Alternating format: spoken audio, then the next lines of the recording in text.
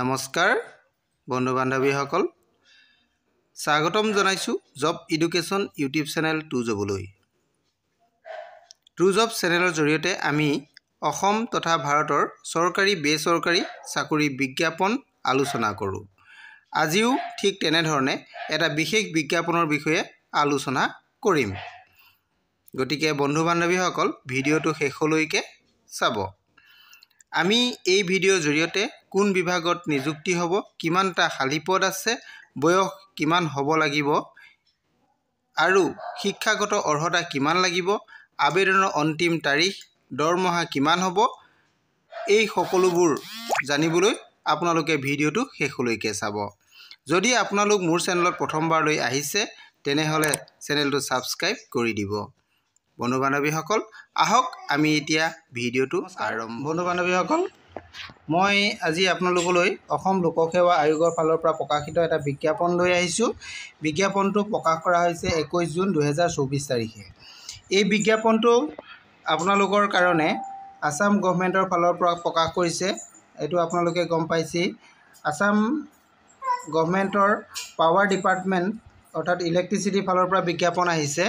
ইয়াতে electrical inspector পদৰ কাৰণে এইটো পদটো গ্ৰেড 1ৰ পদ হয়। ইয়াতে ইলেক্ট্ৰিকেল ইনস্পেক্টৰৰ দুটা পদ খালী আছে। এই দুটা পদৰ কাৰণে বিজ্ঞাপনটো প্ৰকাশ কৰিছে। এই পদকেইটাৰ কি কেটেগৰীত খালী আছে আমি জানি লওঁ আহক। ইয়াতে দুটা পদ যিহেতু আছে, ইয়াৰে এটা অপেন কেটেগৰী আৰু এটা SC কেটেগৰী পদৰ কাৰণে আছে। গতিকে টোটেল দুটা পদ, এটা অপেন কেটেগৰী আৰু আনটো SC কেটেগৰীৰ কাৰণে দিয়া হৈছে, অৰ্থাৎ শিডিউল কাষ্টৰ কাৰণে দিয়া হৈছে। এই পদটোৰ কাৰণে আপোনালোকৰ দৰমহাটো হ'ব pay scale plus grade pay plus আদাৰ এলাউন্সেছ।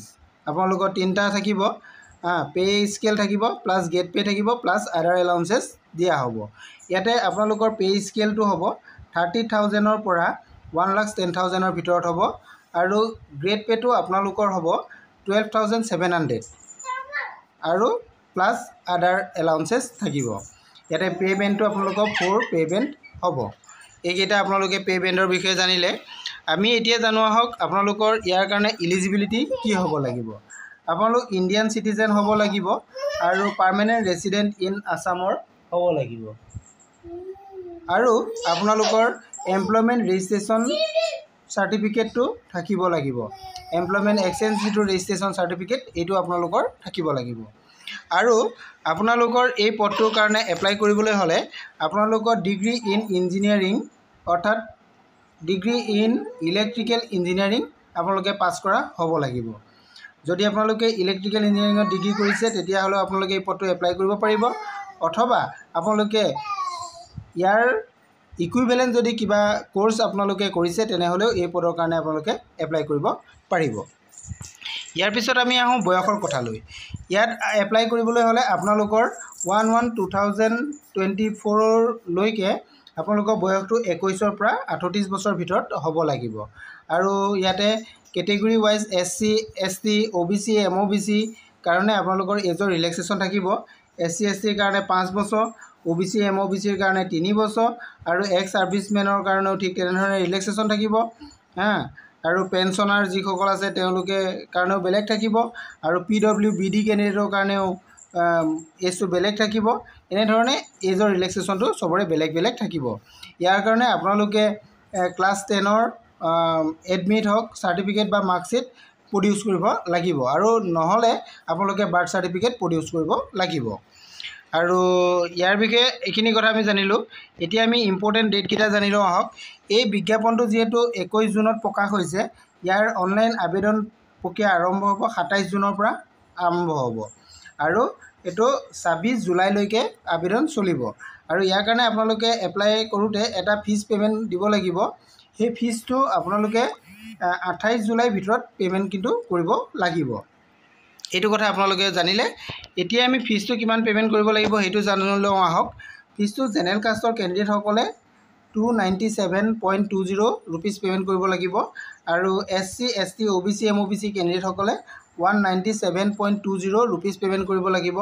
যিসকল BPL হোল্ডাৰ আছে তেওঁলোকে 47.20 रुपिस পে'মেণ্ট কৰিব লাগিব আৰু যিসকল PWBD কেণ্ডিডেট তেওঁলোকে 47.20 रुपिस পে'মেণ্ট কৰিব লাগিব।